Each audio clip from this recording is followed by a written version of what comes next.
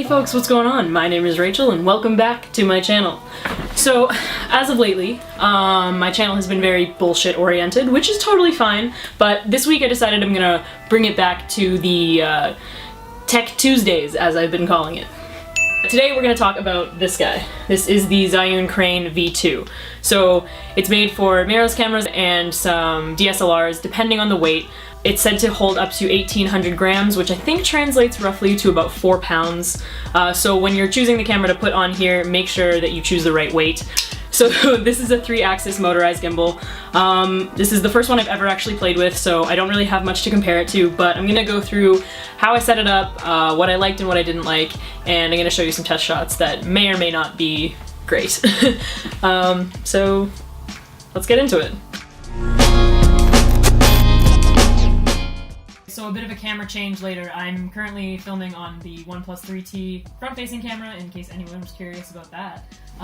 But yeah, I don't have enough money to have 2 cameras, and I need this camera to show you how to use the Zhiyun? I don't know. So before we get into the whole, balancing and stabilizing situation, I want to go over a couple of parts and components, I guess, to the actual gimbal. So basically we have the base plate, which is this guy. That's the part that your camera sits on. We have the tilt axis, which is this guy. We have the roll axis, which is the back one, and then the very bottom is your pan. So this is your pan axis down here. So these are your 3 axes. Axi. These are what make it a 3-axis gimbal, because you have tilt, roll, pan. So now that you know the names of them, we can get into the actual balancing part.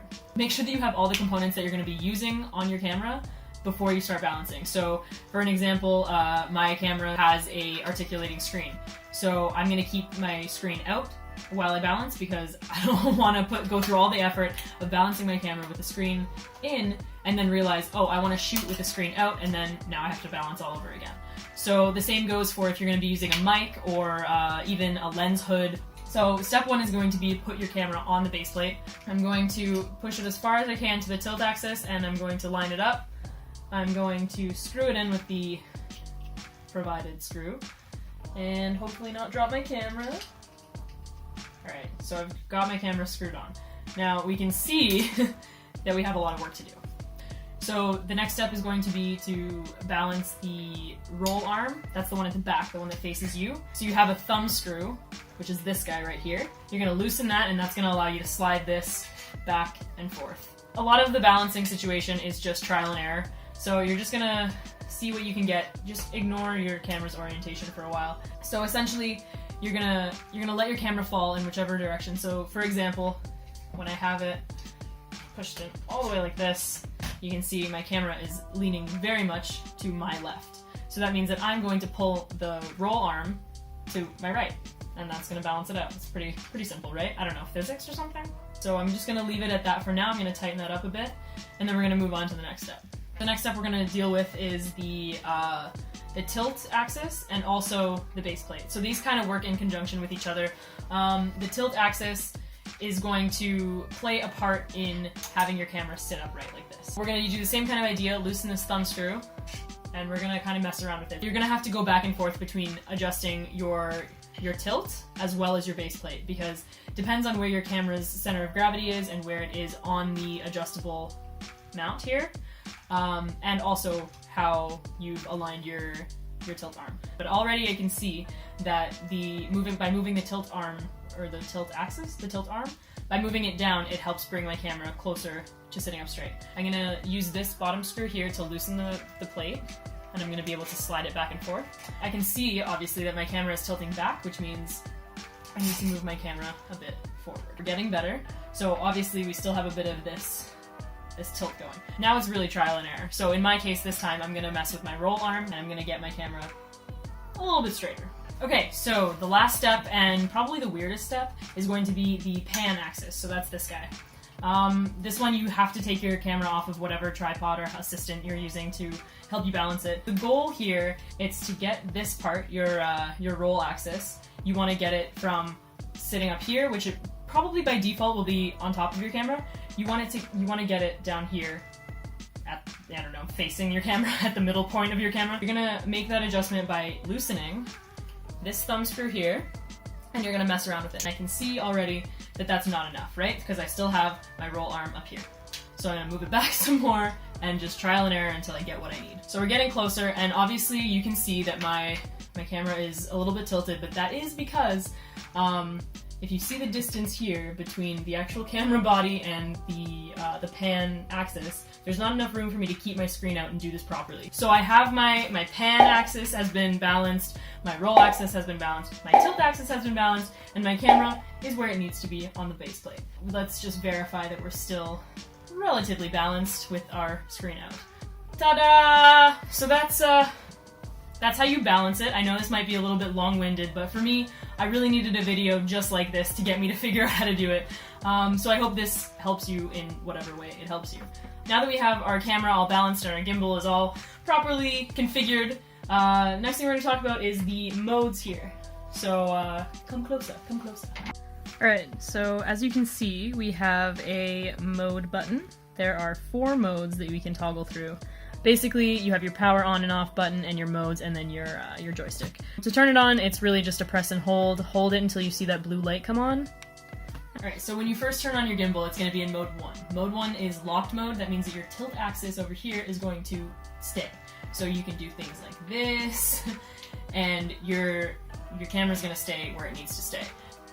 With lock mode, we can go up, and we can tilt down using the joystick on our camera. We can also pan 360, which is super, super awesome. This is all using the joystick, just like you would imagine. I push the joystick up to make my camera go up. I pull the joystick down to make it go down. If I want it to start rotating to my left, I push it to the left. And same thing, if I want it to go right, I push it to the right. So it's pretty self-explanatory, not too hard to figure out. So that's mode 1. You can access mode 1 by clicking the mode button once, or it's just the default starter when you first turn it on. So mode 2, you can access by clicking the mode button twice. That's going to be follow mode. Anything that I do, my camera is going to follow. So I'm controlling all 3 axes, axi. I'm controlling them all with my movement. So you can control your roll when you're in mode 2. You cannot, however, tilt up and down. Third mode, you can access by pressing mode 3 times. 1, 2, 3. Selfie mode! Your shots are going to be really buttery smooth when you are walking and talking to the camera, and that's pretty much it. So once you're stuck in mode 3, you're going to want to go back, so you're going to click mode 4 times. 1, 2, 3, 4, and it's going to turn back around. Last but not least, we're going to go to inverted mode. Best way to do this, turn your gimbal upside down. So hold it here, you're going to go, obviously you're going to rotate in the way that the tilt arm is not in the way, and you're just going to turn your gimbal's going to be upside down, and that's basically it. Open it up, and boom, now we're in inverted mode. Now it's just a matter of turning it back on, press and hold, wait till that blue light comes on, and we're on. So we can use all the modes in inverted mode as well. By default, we're in tilt, right? So that's mode 1. And same thing, you cycle through them. Why you would do this, I have no idea, but you can. So, yeah, that's about it. Alright, folks, so those are all the modes, and that is how you set it up. I hope this was informative for you guys. I included some test footage here and there, just so you can kind of see each of these modes and what they look like, and just how the gimbal stabilizes. No stabilization was put in post. This is all just me testing it. And I'm just going to show you what it looks like when I run in lock mode.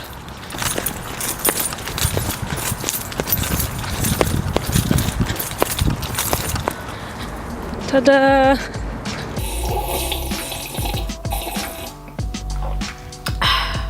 So that was my review slash how-to slash first impressions video on the Zhiyun Crane V2. I hope you walk away from this video feeling enlightened and educated and all around a better person for having watched it.